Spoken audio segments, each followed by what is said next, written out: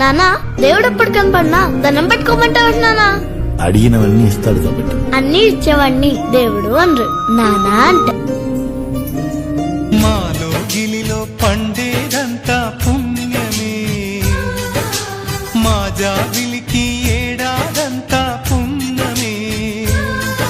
ఈ ఇంటికి మా కంటికి మందీపం ఈ రూపం, ప్రేమకు ప్రతిరూపం. మాలో గిలిలో పండేదంతా పుణ్యమే, మా జాబిలికి ఏడాదంతా పుణ్యమే.